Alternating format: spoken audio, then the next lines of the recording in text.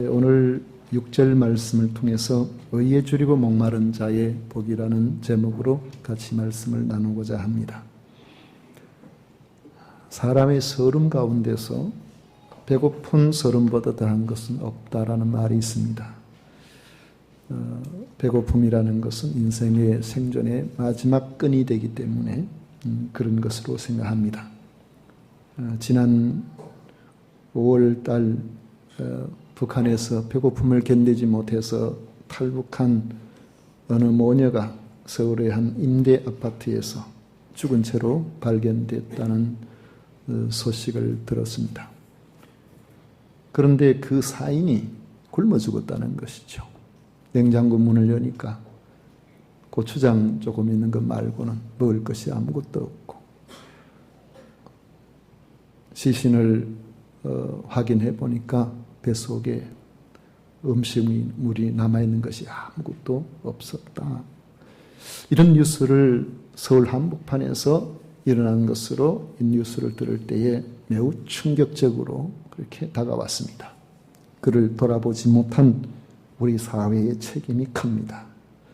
또 만약에 누군가에게라도 적극적으로 도움을 요청했더라면 그렇게 죽도록 이 사회가 버려두지는 않았을 텐데 하는 안타까운 마음도 듭니다.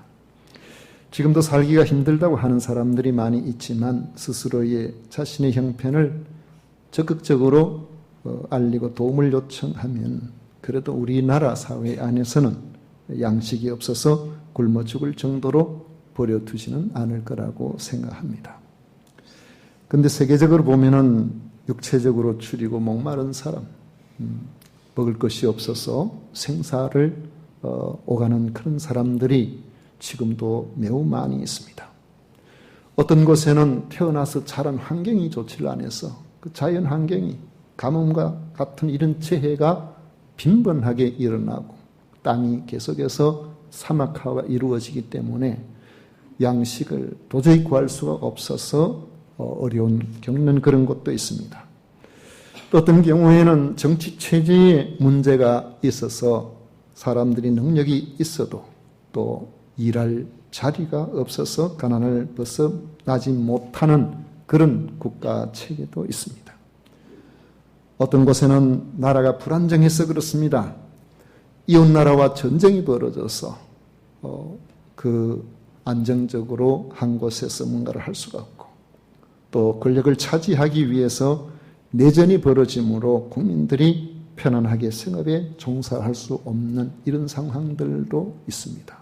잘 살던 예멘 사람들이 내전 때문에 못 살아서 우리나라에 난민 요청을 하기 위해서 제주도에 약 500명이 과거에 온 적이 있었죠.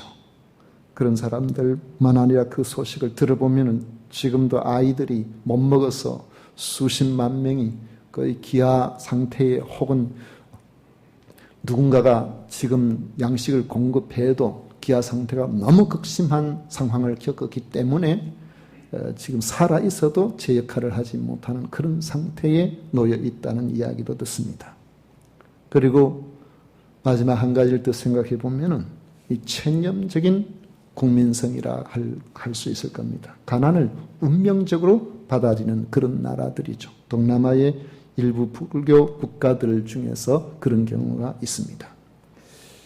주님은 심령이 가난한 자가 복이 있다고 하셨을 뿐이지 가난 자체를 축복이라고 말씀하신 적은 없습니다.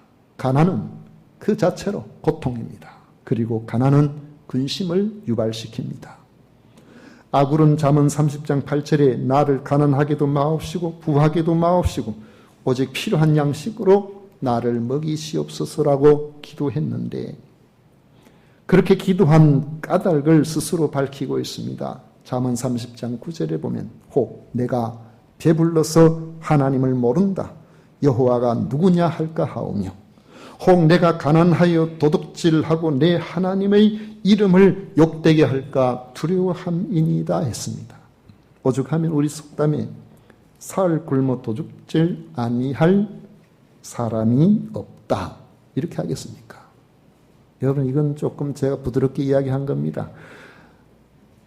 다 찾아봐도 사흘 굶어 도둑질 아니할 사람이 없다. 이렇게 안 해놨어요.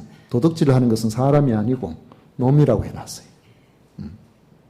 사흘 굶어서 도둑질한 사람이라면은 비록 놈이라는 소리를 듣는다고 할지라도 국민 감정에는 이해를 합니다. 얼마나 먹을 것이 없으면, 얼마나 배가 고팠으면. 간혹 그런 이야기 듣잖아요. 마트에서 분유 훔치다가 들킨 사람 알고 보니까 아직 갓난 아기 먹일 것이 없어가지고, 그럴 때는 참 마음에, 그건 범죄긴 하지만은 그를 돕고 싶은 마음으로 때로는 많은 분유를 그런 가정에 그렇게 공급하기도 하고 그런 이야기를 하죠. 그렇지만은 우리가 성도라면은, 성도가 만약에 가난한 사람이 그 가난 때문에 그 굶어 죽을 수 없어서 그렇게 한 것을 이해는 할 수 있을는지 모르지만은 하나님의 이름을 욕되게 할 수 있다는 점에는 같습니다. 육체가 살아가는 생존의 삶에서 가장 중요한 것은 먹고 마시고 싶은 그런 이 건강, 먹고 싶고 마시고 싶은 그런 욕구가 우리에게 있어야 돼요. 아무리 음식을 앞에 두고도 나는 아무것도 먹고 싶지 않아 이러면은 신체가 지금 병이 든 상태. 이런 건강, 이런 먹고 싶은 욕구가 있다는 것은 우리가 건강하다는 이야기고 그건 생존 본능에 충실한 것이니까 그걸 우리는 좋게 생각할 수가 있습니다. 또 먹고 마시고 싶은 그런 마음이 있을 때 내 앞에서 먹고 마실 수 있는 양식이 있는 그런 삶을 우리가 살아간다면 이건 대단히 자연스러운 그런 삶의 복이라 이렇게 생각해야 됩니다. 그래서 이런 것들이 있을 때에 어제도 먹고 오늘 아침에도 먹고 내일도 먹을 것이고 당연하게 생각할 것이 아니라 그 한 끼의 양식이 주어질 때마다 내가 이 양식이 있고 이것을 먹을 수 있는 건강이 있다는 사실에 우리는 귀하게 생각하고 감사하며 그렇게 살아가야 되는 것입니다. 그런데 주님은 우리가 미처 생각하지 못한 영혼의 주림과 갈증에 대해서 말씀하십니다. 영혼의 주림과 갈증을 느끼지 못하면 영혼이 배고프지 않게 하시는 양식과 철철 흘러 넘치는 생명수를 곁에 두고 있으면서도 먹고 마시지 못해 영원한 지옥 심판의 길을 걸어갈 수밖에 없기 때문에 그렇습니다. 이런 사람들 때문에 주님은 안타까운 마음으로 말씀하십니다. 의에 줄이고 목마른 자는 복이 있나니 그들이 배부를 것이라고 말씀합니다. 참된 복은 의에 줄이고 목마름을 느끼고 주님 앞에 나아오는 데 있습니다. 그러면 우리 영혼의 주림과 갈증은 영원한 양식과 생수로 채워지게 될 것이라는 것이 하나님의 약속입니다. 주님이 말씀하시는 의가 뭘까요? 여러분, 의리는 조직폭력배가 강합니다. 도덕도 의리가 있어요. 도덕 의리를 몇 가지 생각해 볼까요? 하나는 동업자 보존의 법칙에 충실한다.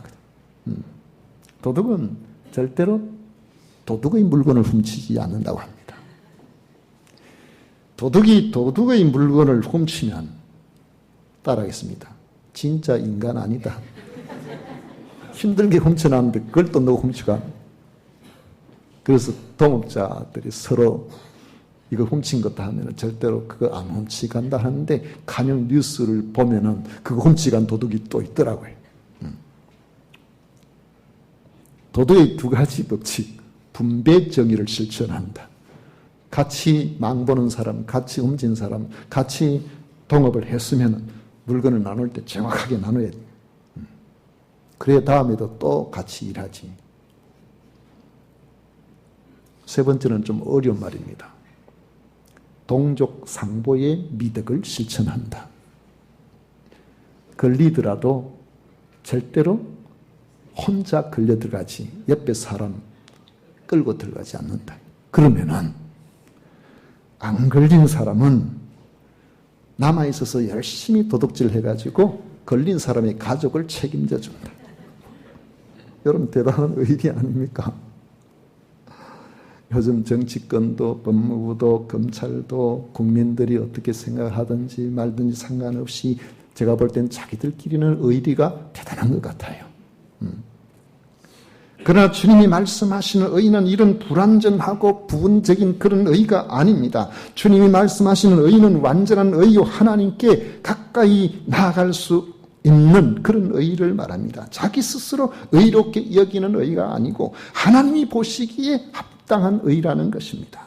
그러므로 의에 줄이고 목마르다는 것은 자신의 허물과 죄를 직시하고 이대로는 하나님 앞에 내가 설 수 없는 존재라는 것을 깨닫는 것을 말합니다. 하나님 앞에 설 수 없다는 것은 구원의 소망이 없다는 것을 깨닫는 것을 말합니다. 그래서 나의 의를 버리고 눈을 들어 완전한 의가 되시는 하나님의 의를 사모하는 것을 의에 줄이고 목마르다고 말씀하고 있는 겁니다.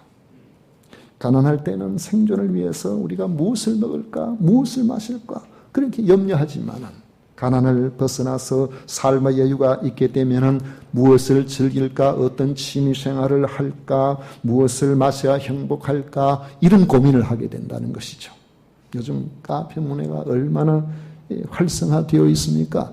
이 카페 문화가 활성화되어 있다 보니까 이 문화에 우리가 적응하기 위해서 점심은 조금 소박하게 먹고 어디가 뭔가 산 거 있는가 싶어서 가성비 높은 음식을 찾아다니는데 먹고 난 다음에 찻집에 찾아가서 점심값보다 더 비싼 걸 마시면서 여유를 즐기는 것을 당연하게 여기는 풍토가 만연해 있습니다. 그래서 금산에도 찻집이 엄청나게 많습니다. 걱정돼요. 왜냐하면 찻집 그거 하는데 보면은 인테리어 비용 얼마나 듭니까? 그런데 오는 손님 없으면은 나중에 인테리어 비용도 못 건진다. 계속 그렇게 된다고. 그래서 어떤 분은 그런 이야기 하더라고요. 그렇지만은 찻집 운영 잘하면은 그래도 괜찮은 그런 찻집도 있습니다. 그래 그런 찻집은 인테리어도 다 색다르게 하고 여러 환경들을 좋게 하고 굉장히 좋게 해서 손님이 확 몰려든대요. 몰려들면은 1년도 안 가서 그것보다 더 좋게 해놓은 그런 찻집이 옆에 생긴답니다. 그러면 손님이 싹 빠져나가 버린다. 그럼 잘 될 수가 없도록 어떤 찻집도 잘 될 수가 없도록 되어 있다는 거예요. 여러분 나도 카페 해야 되겠다는 생각을 가지신 분이 이 중에 계신다면 오늘 생각을 좀 접으시기를 바랍니다. 하실 분 하세요. 할 수 없지 뭐. 그 업체가 어찌 말리겠습니까?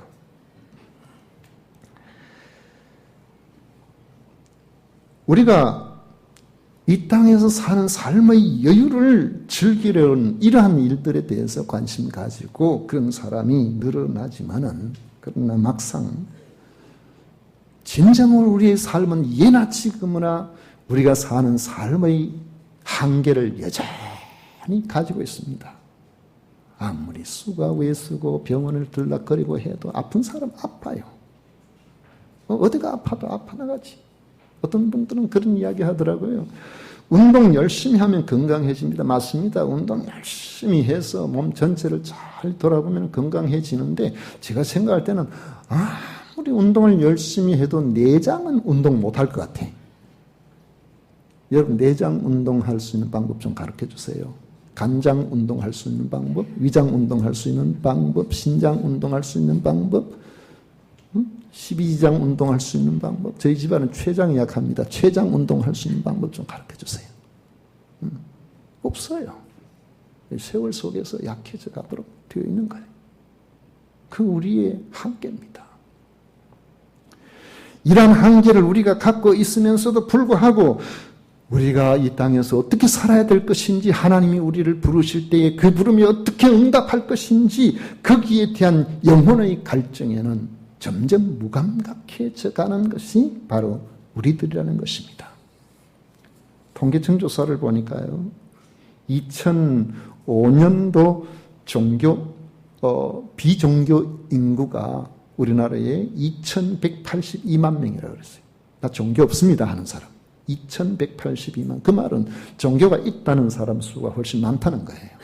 그런데 10년이 지난 2015년도에 통계청의 조사에 보니까 종교가 없다는 사람이 대폭 늘어나서 2749만 명. 그러니까 종교가 있다는 사람보다 없다는 사람이 훨씬 더 많아진다는 거죠. 그리고 지금 4년 지났습니다. 아마 지금은 그보다도 훨씬 더 많아지고 있습니다. 10년이 지나면은 2015년, 10년마다 통계 조사를 하는데 아마 2025년의 조사에서는 정말 차이가 지금하고는 또 다르게 많이 나게 되어 있을 겁니다. 이런 조사 결과가 나온 것은 정말 영혼의 갈증을 느끼지 못해서 그럴 거라고 그렇게 생각하지는 않습니다. 다만 그들이 느끼는 갈증을 종교가 해결해 줄 것이라는 기대를 하지 못하고 오래된 유행가 가사처럼 노세 젊어서 노세 오늘이 좋다고 그저 주어진 그 삶에 행복하게 지나는 것이 인생 최고의 지혜라고 착각하고 살아가는데 있지 않는가 그런 생각 듭니다. 그러나 주님은 말씀하십니다. 의에 줄이고 목마른 자는 복이 있나니 그들이 배부를 것이며 우리가 영혼의 갈증을 느끼고 주님께 나아가기만 한다면 언제든지 그 영혼의 갈증을 해결해 주실 수 있는 분이 바로 우리 하나님이시라는 것입니다. 우리는 내 영혼의 갈증이 있는지를 살펴보아야 합니다. 사마리아의 수가라는 동네에 인생을 고단하게 산 한 여인이 물길로 나왔습니다. 우물가에 쉬고 계시던 예수님께서 그 여인에게 말씀하셨습니다. 내가 만일 하나님의 선물과 또 내게 물 달라 하는 이가 누군인 줄 알았더라면 내가 그에게 구하였을 것이요 그가 생수를 내게 주었으리라. 그 여인은 분명히 인생의 갈증이 있었지만은 그 인생의 갈증이 너무너무 크고 그것을 해결해 보려고 애를 많이 썼어요. 왜냐하면은 행복한 가정을 꾸려보려고 첫 결혼에 실패하고 다음 두 번째 결혼을 해봤는데 또 실패했어요. 세 번째 또 실패했어요. 5번의 결혼에 실패하고 지금도 같이 사는 사람이 있지만은 온전한 가정을 꾸리지 못하고 있는 그런 사람이었습니다. 그러나 이런 사람이 인생의 고단함을 느끼고 내가 무엇에서 행복을 느껴야 될지 알지 못하여 남의 눈을 피해서 다른 사람이라면 낮에 물길로 나오지도 않는데 다른 사람의 눈을 피해서 대낮에 물길로 왔다가 예수님을 만나게 된 것입니다. 그러나 그는 아직까지 영혼의 목마름에 대해서 알지를 못했습니다.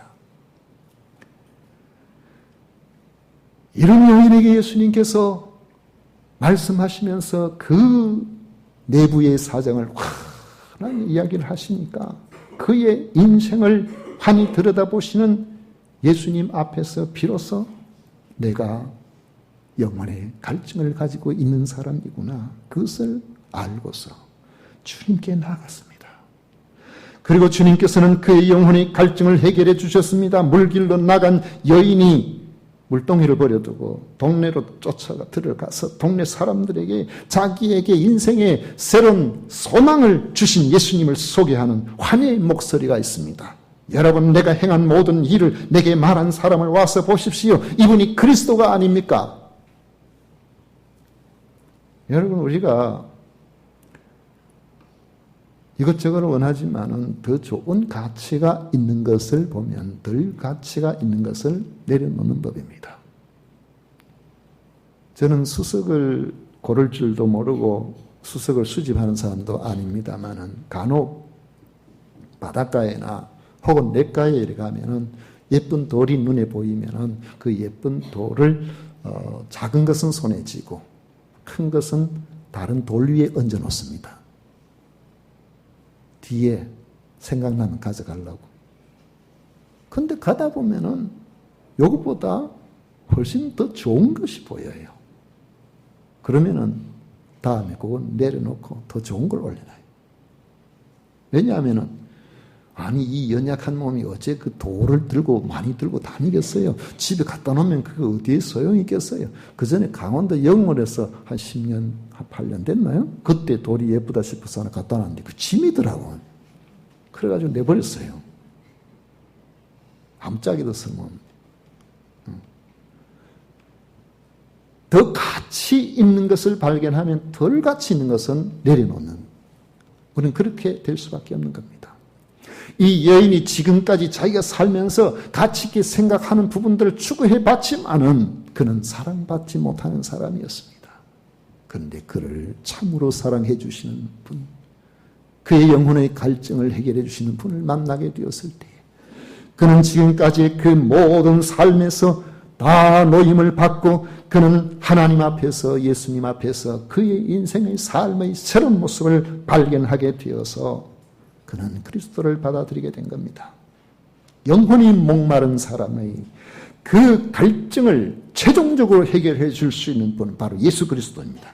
하나님의 완전한 의가 되시는 예수 그리스도께 나아가면 됩니다. 예수 그리스도께 나아가면 더 이상 목마름이 없는 완전한 의의 생수를 마시게 해 주시는 겁니다. 여러분이 생각해 보십시오. 우리가 추구하는 많은 것들, 땅에서 자녀 잘 길러서 훌륭한 어떤 일들을 전문적인 길을 가게 하고 또 열심히 일해서 많은 부를 이루고 열심히 자기에 주어진 그 직업에서 높은 자리에 차지하고 다 좋습니다. 좋지만은 마지막에는 어떻게 될까요? 항상 그 마지막을 좀 생각해야 돼요. 그렇다면은 우리 교회 초기에 전도지에 제가 그런 글을 쓸었습니다. 아이들이 옛날에 보면은 그저 저녁에 학교 갔다 오면은 동네 앞에 나가서 땅 따먹게 한다고 돌 가지고 장난하고 막 이렇게 하는데 해그름해서 이제 해가 넘어갈 때 좀 되면은 저 동네에서 아무개야, 철수야, 영희야, 밥 먹으러 오라. 된장 끓여놓고 엄마가 부르면은, 아니, 내 몸을 이렇게 끓여놓고 땅 따먹게 한다고. 땅 따먹기 여러분 해보셨죠? 하나, 둘, 셋 해가지고 좀 꺾고 이런 거 얼마나 재미있습니까? 그래가지고, 오늘따라 이게 잘 돼가지고 내 땅을 말이지. 3분의 2나 차지하고, 이 잘하면 뭐 전부 다 쓸어버릴 것 같은데, 철수야, 밥 먹으러 오느라 하면은, 내 땅이지, 내 땅이 다 놔둬버리고 가버려요. 우리 삶에 중요하게 생각했던 모든 것들이 하나님께서 오라고 하시면 다 버려두고 가게 될 때 오라고 하시는 분이 있는 사람이 복된 사람인 겁니다. 만약에 갈 곳이 없다면 어떻게 되겠어요? 다 불러가는데 어떤 아이는 부르는 엄마가 없어. 얼마나 쓸쓸하고 불쌍합니까? 영혼의 갈증을 가지고 배고픔을 느끼고 주 예수 그리스도께로 나아가는 사람들은 오늘 주님 앞에 내 자신을 맡긴다면 이 시간에 이미 벌써 하나님 앞에서 영생의 소망을 가진 사람으로 살게 되는 것입니다. 이런 축복이 오늘 이 자리에 있는 여러분 모두에게 함께 하시기를 축원합니다. 요한복음 7장 37절에 보면 주님께서는 사람이 들으라고 그 자리에 일어나셔서 큰 소리로 말씀하셨습니다. 누구든지 목마르거든 내게로 와서 마시라. 나를 믿는 자는 성경의 이름과 같이 그 배에서 생수의 강이 흘러나리라. 영혼이 추리고 목마른 사람이 예수님을 만나게 되었을 때의 특징은 마음의 안정을 갖고 기쁨이 충만해진다는 겁니다. 불안이 사라진다는 겁니다. 그 생수는 내게서 머무르지 않고 나의 모습에서 가득 채우고 넘쳐서 이웃 사람들에게도 전달되게 됩니다. 내가 믿는 이 예수님 안에서 내가 가진 이 참 평안을 당신도 한번 누려보기를 원한다고 그렇게 기꺼이 말할 수가 있는 겁니다. 수가 동네 여인이 동네 사람들에게 달려가서 과거에는 주눅들고 위축된 그런 사람이었지만 이제는 당당하게 예수님을 소개했고 동네 사람들이 예수님을 만나서 그들도 주님을 만나게 되었을 때에 그들은 뭐라고 합니까? 이제 당신 말 듣고 내가 하는 것이야. 우리가 직접 들었으니까 우리가 직접 예수님을 만나고 난 이후에 당신이 누렸던 그 모든 것을 우리도 소유하고 있다. 그렇게 이야기하는 겁니다. 주님은 보리떡 5개 물고기 2마리의 기적으로 5,000명이 배불리 먹고도 12바구니가 넘는 이런 기적을 행하셨습니다. 그것을 보고 눈이 놀라서 눈이 뚱그러져 있는 제자들을 향해서 말씀하셨습니다. 나는 생명의 떡이니 내게 오는 자는 결코 줄이지 아니할 터이요 나를 믿는 자는 영원히 목마르지 아니하리라. 사람이 살려면 육신의 양식이 꼭 필요합니다. 하지만 육의 양식으로는 영의 배고픔과 갈증을 해결할 수가 없습니다. 우리가 온 곳이 있다면 우리는 가야 될 곳도 있습니다. 하나님께서 보내셨다면 하나님께로 돌아가야 되는 인생입니다. 그렇다면 과연 거룩하신 하나님께서 찾으시는 의를 우리가 가지고 있는가? 이것이 중요한 겁니다. 바로 그 의가 예수 그리스도이신 겁니다. 우리의 구원을 위해 죄 없는 예수님을 이 땅에 보내셔서 우리의 죄를 대신하여 십자가에서 죄값을 치르게 하시고 그것을 믿기만 하면 하나님이 찾으시는 의를 가진 사람으로 보시겠다고, 그렇게 여겨주시겠다고 하나님께서 우리에게 약속하셨습니다. 영혼의 배고픔과 갈증을 가지고 있다면 예수님을 믿고 하나님께 나아가야 됩니다. 반드시 주님께서 영혼의 만족을 주실 것입니다. 세상에 목이 마르다면 이제는 여러분 그 목마름을 하나님을 향한 목마름으로 승화시키십시오. 세상의 목마름은요, 우리가 다 고쳐나가야 되겠지만 어디 아파가지고 고치고 나면 또 다른 데가 또 아프더라고요. 여러분 참 우리 육체는 그런 것 같아요. 어디 가니까 저보고 아유 목사님 옛날하고 지금이나 똑같습니다. 아이고 그 말이 얼마나 감사하고 고맙고 또 고마운지, 그러나 속으로는 같기는 뭘 같아요. 어제는 어떤 분이 저보고 그래, 목사님 보톡스 맞았습니까? 보톡스 맞으면 좋습니까? 필요하면 맞아야죠. 보톡스 비싸지도 않은 중이에요. 여러분 필요하면 맞으세요. 그게 맞아가지고 장사하는 데 도움이 되고 영업하는 데 도움이 되면 해도 괜찮습니다. 그런데 지나치게 잘못해가지고 눈이 돌아가고 입이 돌아가고 그렇게는 하지 마시고 좋다면 하십시오. 나쁘진 않다면. 사람의 생수는 또 다른 갈증을 유발하지만 의에 줄이고 목마른 자는 하나님께서 배부르게 해주십니다. 하나님의 의가 되시는 예수님을 향한 목마름이 있으시기를 바랍니다. 그 속에 다 있습니다. 영혼의 만족이 있고 삶의 보장이 있습니다. 의에 줄이고 목말라 하는 복된 성도가 되시기를 축원합니다.